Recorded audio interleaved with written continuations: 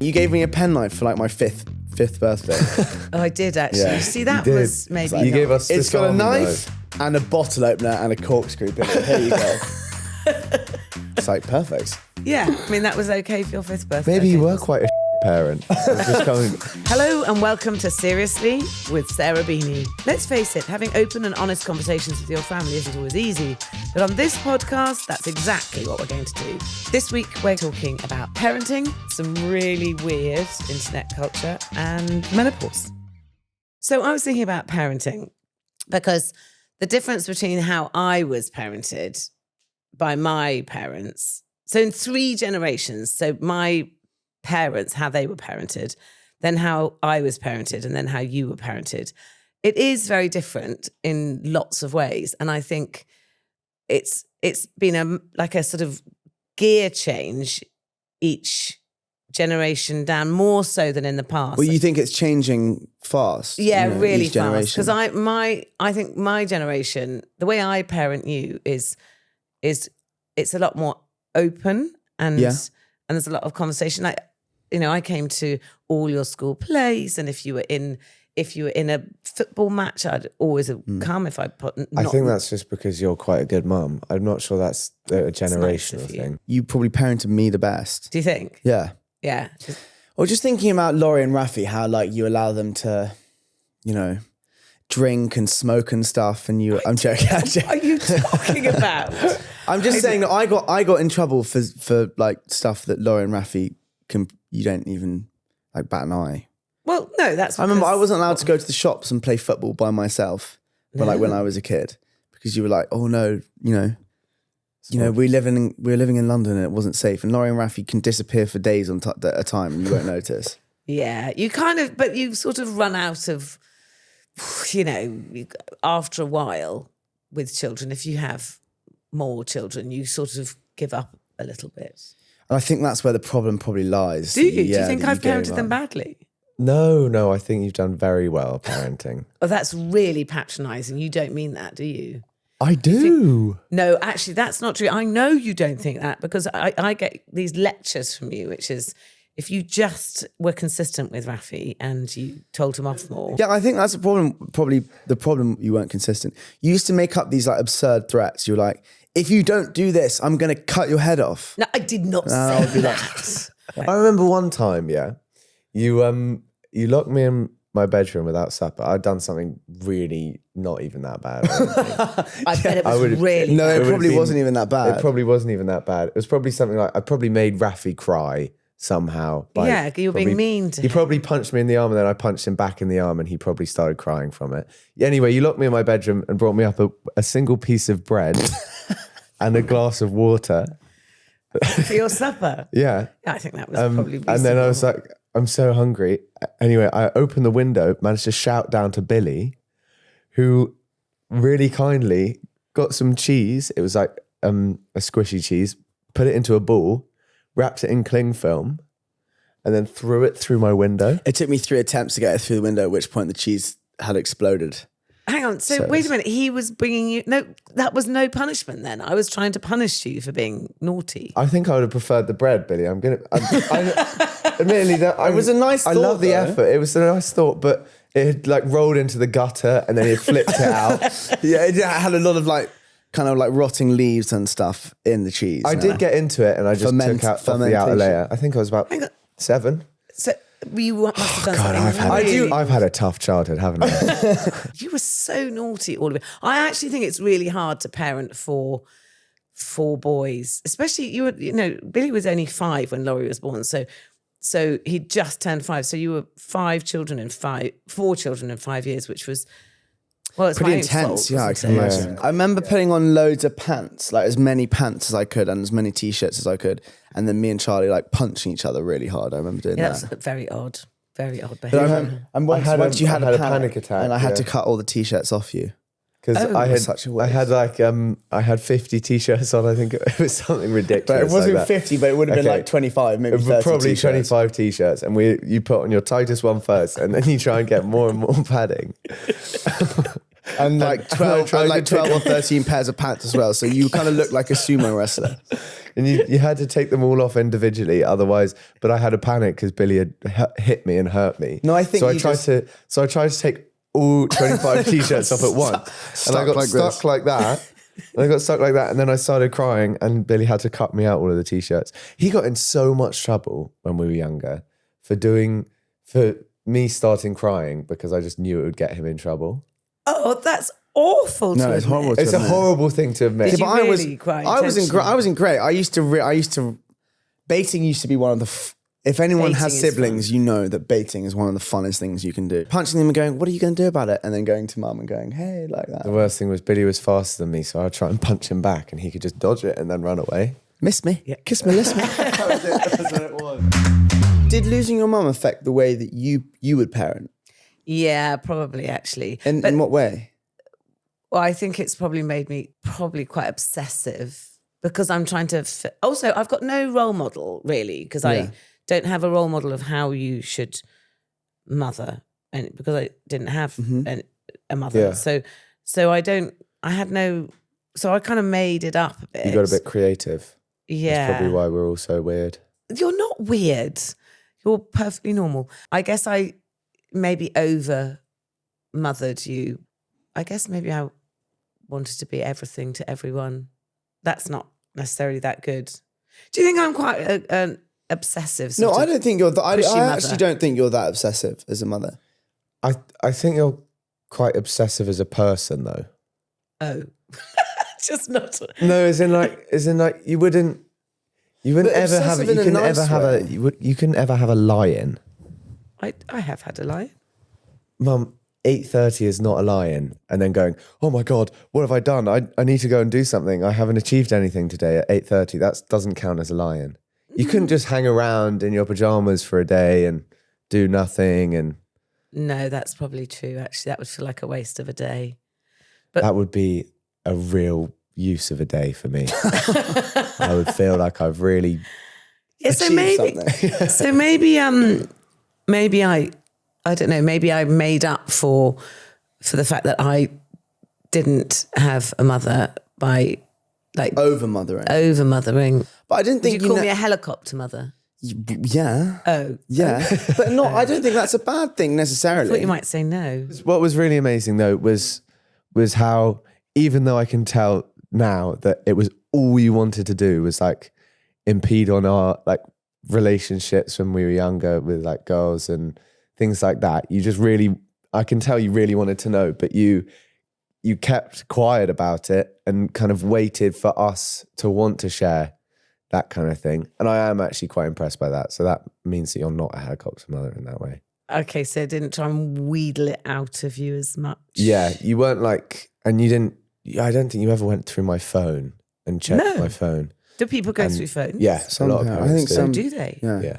Also, I think that you always made it very clear what you thought was important. And I think that was... What did I think was important? I think that you prioritized the art, like the arts, music and drama. I think maybe because from a very young age, I think that it was quite clear that I probably wasn't going to be a scientist. So what are the things that you think were frustrating or should have been done differently? And what would you do differently? I probably won't send my kids to private school their whole life. Wouldn't you? No, I think it's made me a bit sheltered. God, it's cost a fortune as well. Yeah. I'm not saying that you haven't given me an unbelievable amount of opportunities going there, but I just think like socially and I just think I would have preferred to mix with loads of different people. See, it's weird because I was sent to a private school and I really hated it. And I actually enrolled myself into a state sixth form without my dad knowing, and then went and then told him I've got a place. I filled in the application form and sent it off, and then got a bus, went to the interview, got the place, got the letter, and then informed my father that I was going to go to a state sixth form because I wanted to go. So the irony is that that's what I wanted, and I'm not quite sure how it ended up. I think Dad wanted us to go to a private school. Yeah, I think Dad did. I think there's not much that I would change. As in if I have kids, I think that my parenting will probably be quite similar to yours. I think probably the thing that was a bit irritating was you never saw your threats through. So you'll be like driving down the road. If you don't shut up, I'm going to leave you on the side of the road and I'm going to drive off. And then, you'll stop the car, get out. And then you'll be like, actually, get back in, I'm sorry. Get back in. And then you'd end up apologising. You'd be like, I'm sorry that I bet. Yeah, that was the one thing I'd say to other people who are parents is try and make a threat that you can legally see through. Maybe our childhood wasn't very PC then. If you had to pick one lesson from your parents that you've kind of used when parenting us, what would that be? A lot of cuddles from my mother. You got a lot of cuddles. We did, actually. I think that's something that I maybe take for granted sometimes. Yeah, I think cuddles is really good. So that's one thing. And Although not anymore. no, No, definitely we not. fist bump now. Yeah, I don't. And actually, also, I was allowed to sleep in my mum's bed, and so I never kicked you out of my bed, even though Dad got cross quite a lot. But I liked you sleeping in our bed. Yeah. And then one day you refused. we were definitely much younger.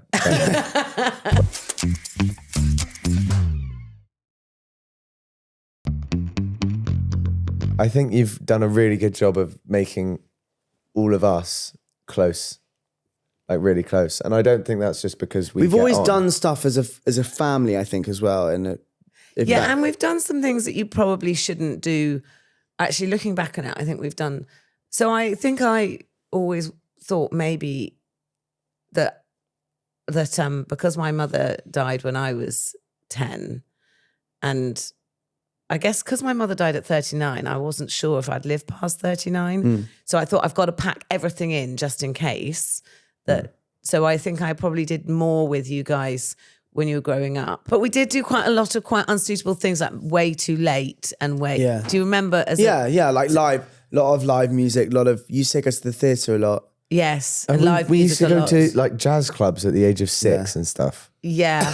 Everyone was smoking inside. And we were in there.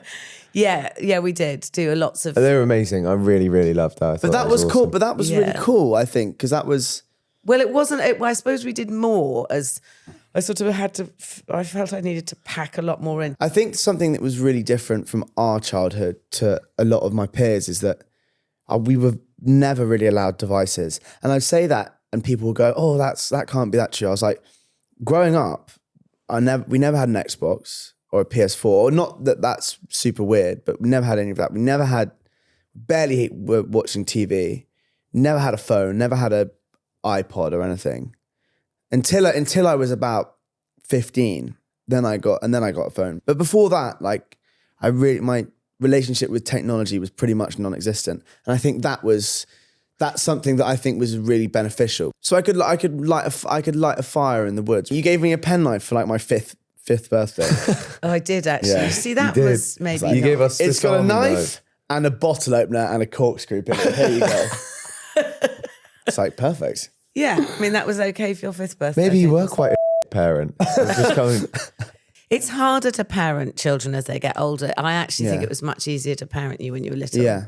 I think my main takeaway is I want to let my kids get bored and not have a distraction and constantly something to do, because then you find your own fun, and being able to find your own fun is really good. I don't think I'll give my kids an iPad. Don't you? No. That's actually really true. Getting bored, allowing them to be bored, and So you then think you being kind of, bored's good? Because then me and Billy would like put on plays, and admittedly that maybe it we wasn't- should have been less bored. Yeah, but it was They all were good stuff plays. that it was all memories of our childhood that I think have made us better human beings. Probably. I think my conclusion from this is that my parents' generation perhaps were more. It was more a job to bring up your kids to a conclusion, and then they would leave home, and that's the end of that. You know, obviously you see them, but that was the sort of, you could complete parenting. Whereas I think the difference now for my generation down to your generation is that it's a sort of ongoing project, so to speak. Yeah. And it's not like you get through to 18 and then that's the end of that. It's a sort of it's a relationship going forward. And I wonder if it will ever go back and whether... I think that's a really good way to put it. That it's a relationship going forward. I think that's always going to be.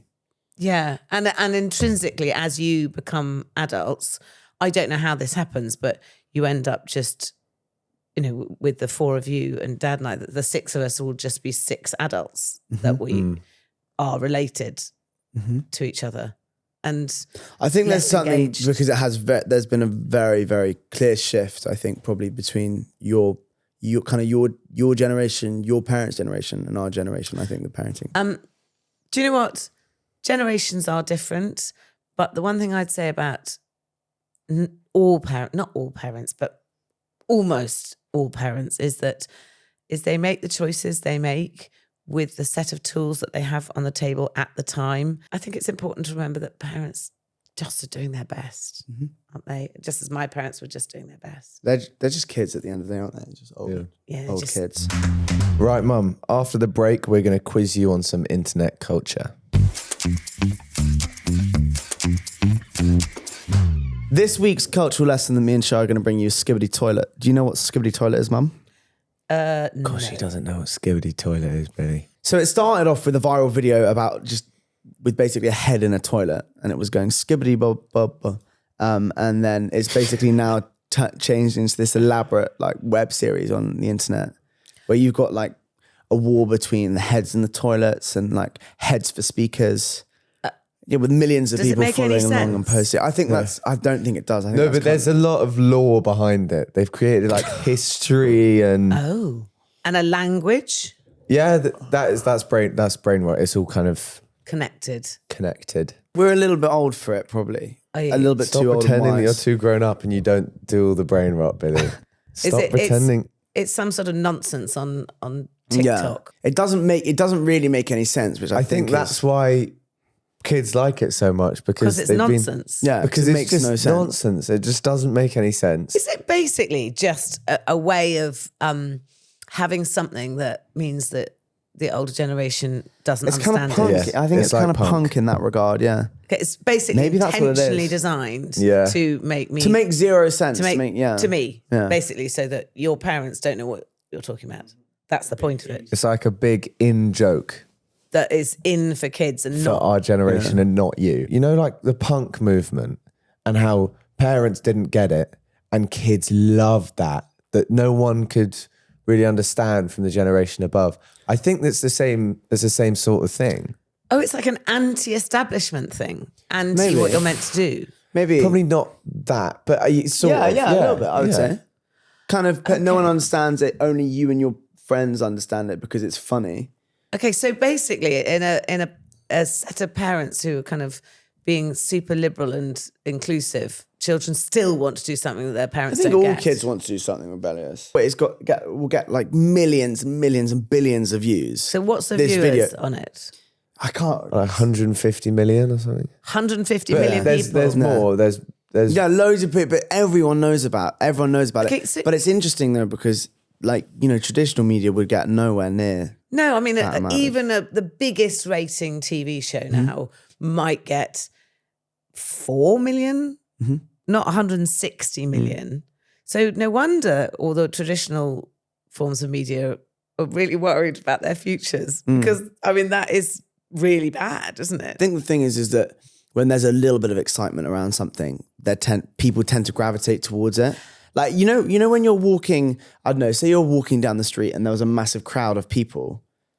Oh, and you want to know what they're looking at. You'll be curious as to know what they're looking at. So I think it's just the internet version of that. As soon as a couple of people are going knee surgery or Bidney Mega Chippy or skibidi toilet, I think then people gravitate towards that. But does it have much longevity? I think you're right. I think it's very hard to maintain a following when you're not doing anything particularly unique or particularly... Yeah, so it could just be a random one-off, be massive, and that's the end of that for most of. Yeah, it does. It is. I really think horrible. I think if you want my own, I mean, it's a horrible thing to say, but I think in 5 years' time, we won't be discussing skibidi toilets. You won't be. No one will be discussing. I think everyone will go, what are you talking about? Everyone kind of gets picked up, and then just dropped. It's really, that's one of the things that's hard with really hard. One hard with social Yeah. media is you can get a viral video and you can all happen in the space of a day. And then and then suddenly Something else comes along. something else comes along, and that's the next biggest thing. Well, I mean, we've had some videos that have gone like super viral just for a second. It hasn't changed anything about us. Not even really our followers. And then it's just gone. I think the trick is to use like virality. Is that a word? I don't know. Maybe. Well, I'm going to make one up now. When you get I think- viral. sorry. Viral is completely different. I think the trick is to go viral and then kind of keep, and then to use going viral as a platform to to push do off. what? To whatever you want to do. Because if you had, say you had a interior designing company and you went viral off something, and then you could launch your interior designing company off that, or say you had a property company, or say you had and then if you go viral, then you can kind of launch it from there. And then if you have something to kind of, So are you a kind basically of saying backbone, that a foundation, I guess. are you basically saying that it's all very well and good having a TikTok that blows up and goes viral, but if you don't have anything that you're trying to sell or tell people about, then it disappears? Yeah. But if you have, I think it disappears, but also you have to understand that a song can go viral, but then people can forget about it really quickly as well. So I think it's about how you maintain. How do you maintain then? I think nowadays? God, I don't know. I mean, that's the $1 million question. If we knew that, then we would be On the arena doing what the Fontaine did. I think if the entertaining thing that you've created is actually quality, and it doesn't just happen to be really entertaining and fun, then it will maintain. No, but that's not true, because people are still skibidi toilet still. Yeah, but it won't be.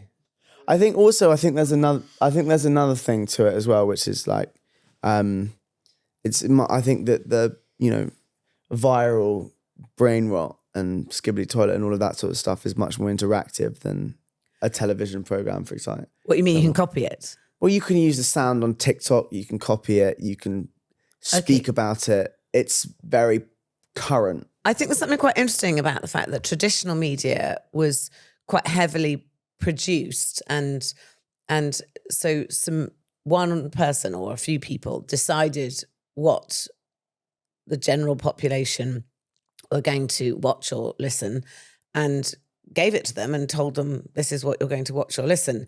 Whereas now, young people can watch what they want, not what their parents tell them to, or not what broadcasters want them to. They can choose, and they are choosing, and they can connect with people internationally and make their own choices.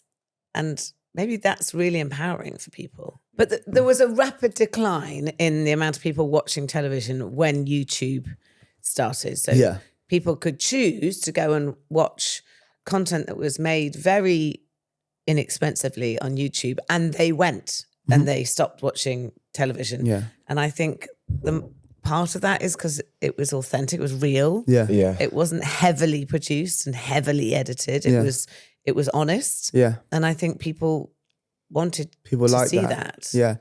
Do you think your generation was sort of sick of overproduced television? There is something actually quite interesting about that.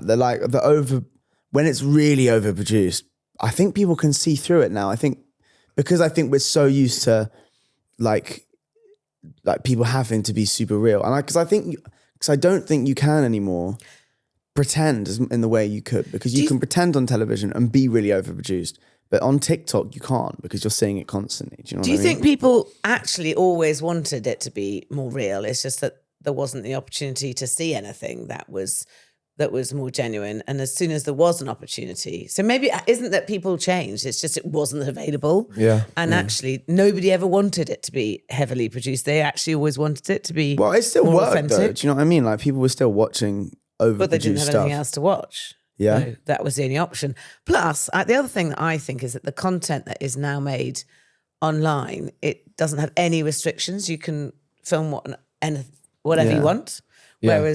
Whereas I think that in some ways, I think the traditional broadcasters are almost have tied themselves in knots because they try and comply with so many rules and regulations. They can't compete. I think that's something that's interesting is that like, I think that, you know, traditional like media has taken a dive because I think it's trying to fit in with kind of short form content. And I think that kind of downplays the role of traditional media. But then actually, all of the kind of shows that were really successful before all the short form content, you can cut bits out of it and it's still circulating now.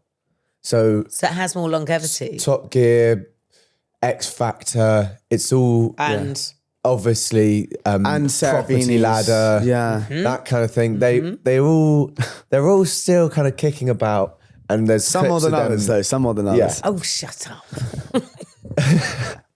Was it interesting? Do you remember when YouTube like first started, and then obviously that, I mean, you know, I imagine it boomed up, and then you kind of traditional, you know, what you know, and what was kind of your livelihood. Did that take a dive after YouTube? Yeah, it's interesting. It did. I remember the internet starting, and and then a few years later, I remember the internet, YouTube coming about. But I think it's interesting because I actually think people actually liked a lot of the. So I think a lot of the traditional broadcasters tried to chase YouTube, and I think it's interesting that podcasts are so massive now because they got rid of what I'd call the lovely, calm chat shows on telly because they were like, right, we've got to be faster and better and we've got to do something more exciting because they thought, oh, that's what they're doing on YouTube. We need to chase that market. And actually now the podcast market is bigger than any other market because people actually like listening and watching things that are kind of a bit calmer. Was it sad watching the viewers on Channel 4 slowly just tail off? How was that? Thanks, Charlie. It was so not from my show. I'm joking. I'm joking. Yeah, no, that is true. You still get loads of views. Loads. I've had like 6 viewers on my last series. No, they did because we used to get like nearly 3 million, and then going. But it's weird though, isn't it? Because like no one might. I mean, there's a couple of things that people my age would watch. But not Love my Island, shows. I think, as an example. Oh, that is still reality TV kind of Love, really. but it has to get into the heart and the culture of, because no, I don't think people watch Love Island much No, it's now in the way they used to. But there's certain stuff. People are still loving I'm a Celeb. People love I'm a Celeb because that's quite current though. Because you get, I don't know, there's a podcaster and a TikToker who I think is really funny called Grace. She's got a podcast called Saving Grace, and she went on I'm a Celeb. Oh. So I guess there are ties. There are ties between. Did she? Yeah. And you got Nigel Farage went on I'm a Celeb as well. I know. Yeah. I'm a Celeb isn't as bad as you And think. Matt Hancock as well. Would you go on I'm a Celeb? No. A journalist asked me once if I'd go on I'm a Celeb, and I said I didn't realise that Ant and Dec were leaving. So yes, I would, obviously. That's enough skibidi toilet. After the break, we're going to take a listener's question.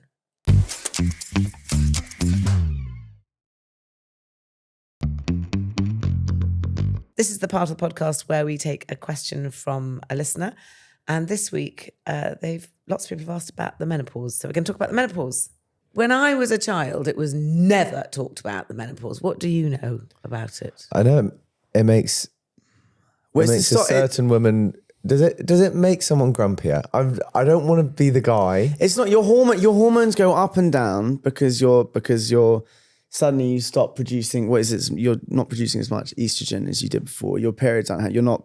And testosterone and progesterone.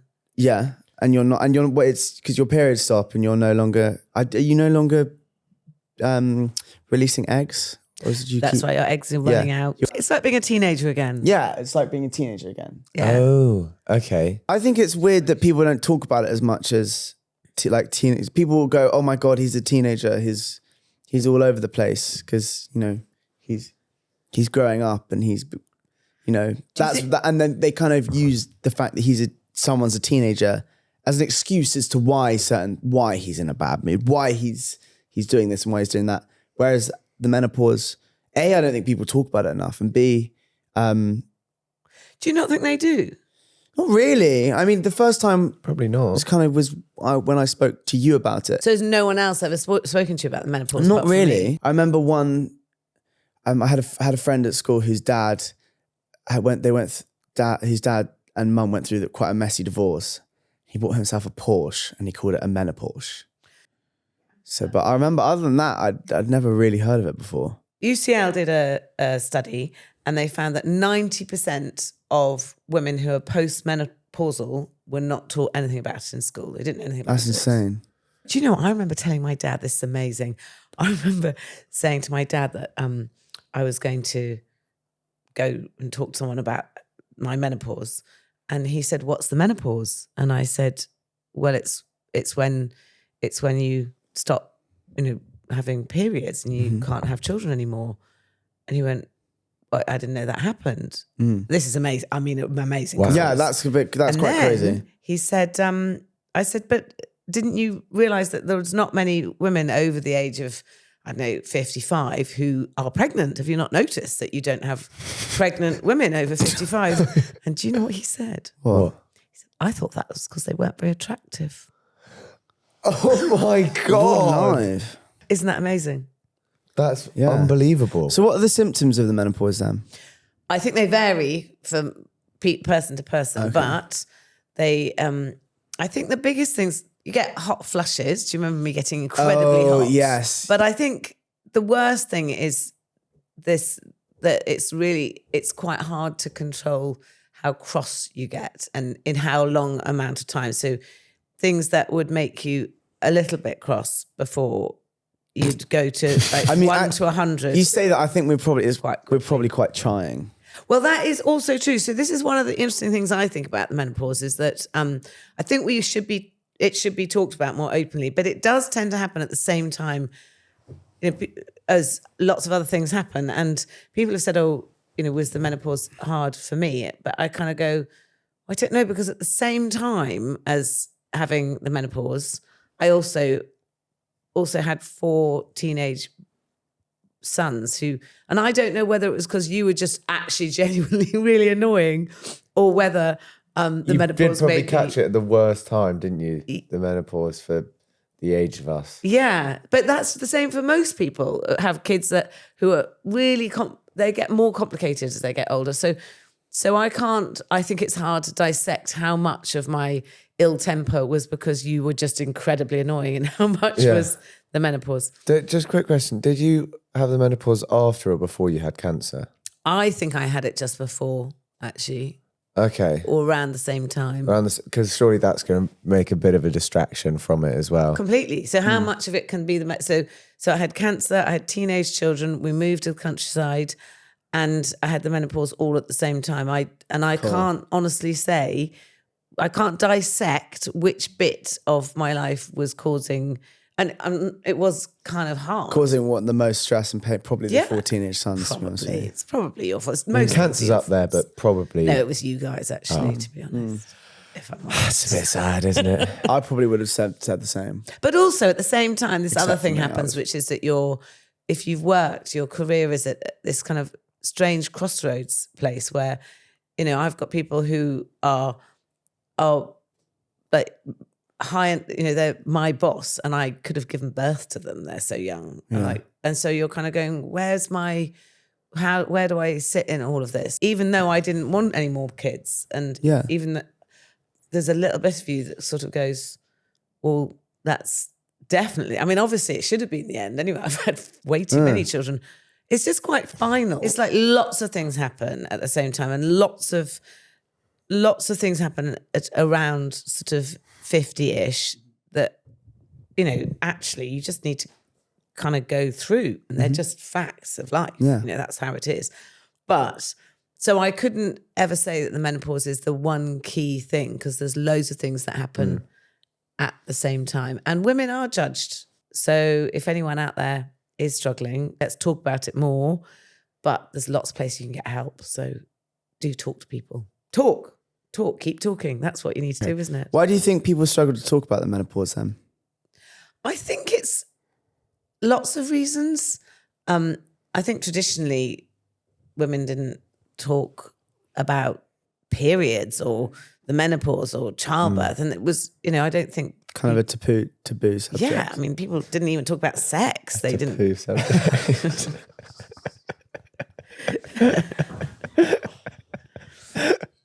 Oh, isn't that? It was just slightly the wrong letter.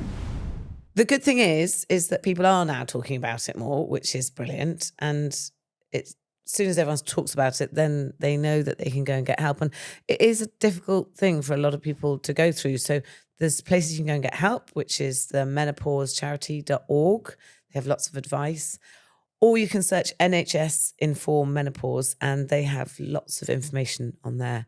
And I would say the worst thing to do is to suffer in silence with a menopause. So talk about it. If you'd like to submit a topic for us to discuss, please email us. The address is mail@seriouslywithsarahbeenie.co.uk. Seriously was created by me, your host, Sarah Beenie, and our producer, Jonathan Profaska. The show is recorded and edited by Jonathan Profaska and Christian Kay.